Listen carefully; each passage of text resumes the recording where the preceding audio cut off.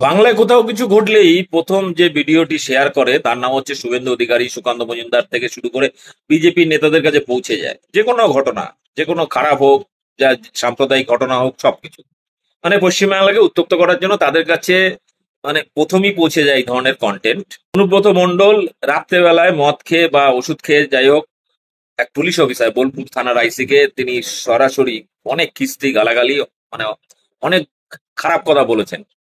তো আমি অপেক্ষা করছিলাম যে এটা নিয়ে তৃণমূল দলের পক্ষ থেকে কোন রকম চাপ সৃষ্টি করে কিনা, কিংবা অনুব্রত মণ্ডল ক্ষমা চান কিনা।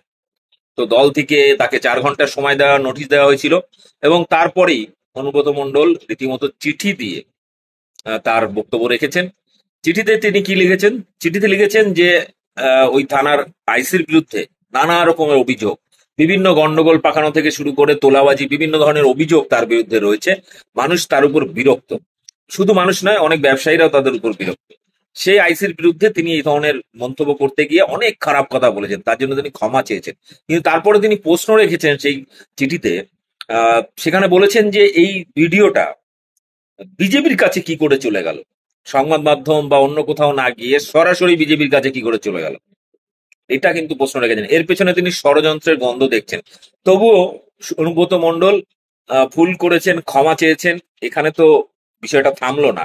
এরপরে যে ষড়যন্ত্রের গল্প, সেইটা বিজেপি কিভাবে ট্যাকেল করবে আমি জানি না।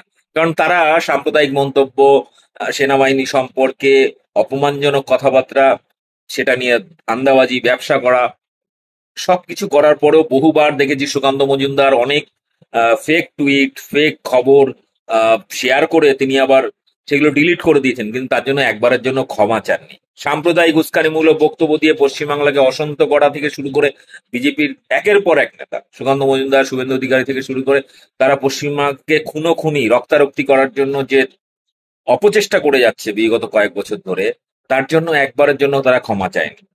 এবারে বিষয়টা হচ্ছে যে অনুব্রত মণ্ডল কি বলেছেন, একটি ছোট্ট ভিডিও বার্তাও দিয়েছেন লেখার পাশাপাশি।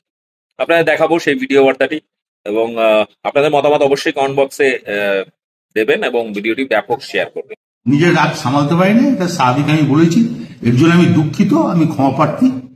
যদি স্বাভাবিক আমার আমার মুখ থেকে এই কথাটা বেরোনো উচিত নয়, তার জন্য আমি দুঃখিত এবং ক্ষমা প্রার্থী। যেসব কর্তারা আছেন, বড় কর্তারা সবাই আছেন, সবাই দিদিকে ভালোবাসেন, এবং পুলিশকে আমি প্রচন্ড সাহায্য করি। পুলিশকে আমি ভালোবাসি প্রথম থেকে।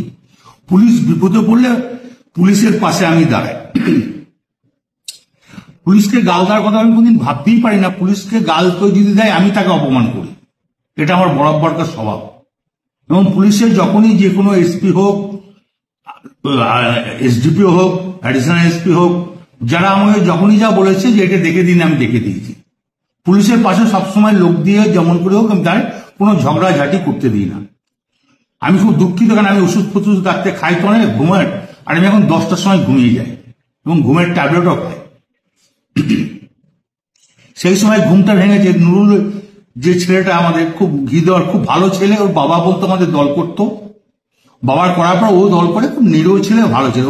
ওকে যখনই শুনেছি মেরে পা হাত ভেঙে দিয়েছে, আমার মনটা খুব খারাপ।